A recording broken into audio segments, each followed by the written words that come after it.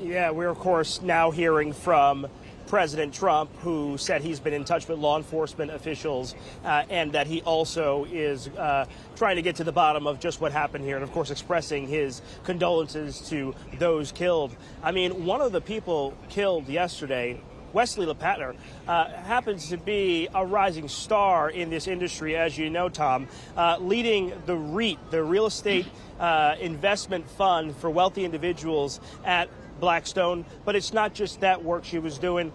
When you talk about a person who's on the board of the Met, the UJA, Schechter School, this is a person who dedicated their life to helping others, and imagine she's leaving work yesterday and becomes one of those victims. Another thing we learned about the suspect is that he did have a criminal history, right? We learned yesterday from the mayor that this was a young man who had some mental illness, but we know he was arrested for trespassing in 2012, seems to have then led a clean life, but then in 2023 in Nevada is charged with throwing a substance at a vehicle with intent to cause bodily injury. How that leads him to here yesterday is unclear, but he said in a note found on his person that he believed he had CTE. He believed that the NFL did not do enough to address the effects of CTE, and he named an NFL player who took his own life in much the same way,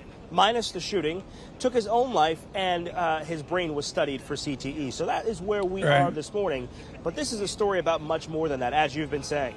Myles, with all of your experience, I really can't say enough, folks, about some people talk, others do, like Myles Miller, who's been reporting since he was 17 years old in New York. Myles, how will this change security for American Wall Street, and particularly for the center tendency of New York City's Park Avenue? Well, Tom, you know I was in Bermuda just a few weeks ago, and if you remember, I was there with the Secret Service. Just about 2 days ago, a good friend of mine who led that delegation left to go to BNY Mellon, formerly the Bank of New York. He's now the head of corporate security. This has got him thinking, how are we going to keep our executives safe? How are we going to keep our physical footprint here safe?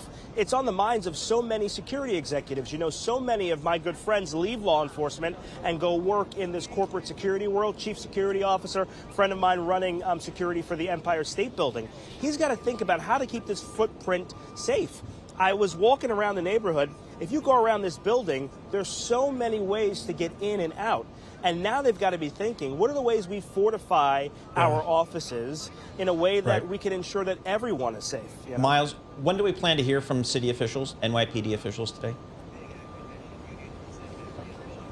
Yeah, so we heard from the mayor, and he's going to be giving the official accounting of what happened. And he's been doing a really stand-up job of telling us exactly what was in the letter and, you know, what he learned and that kind of thing. And that's been great to see that in some interviews. We have not heard about any updated briefings from the police commissioner, but we do know that when they do the dignified transfer, we may hear from her, because the officer who was shot and killed, his body is at the morgue right now, and they'll do that cause and origin. And so we usually hear from some police officials there.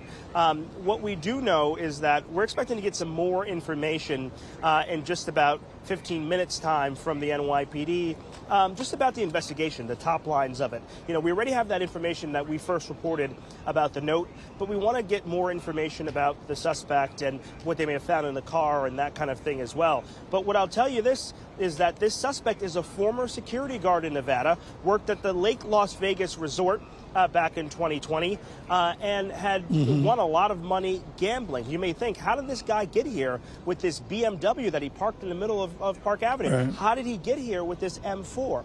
And he definitely had the means to do all that he did.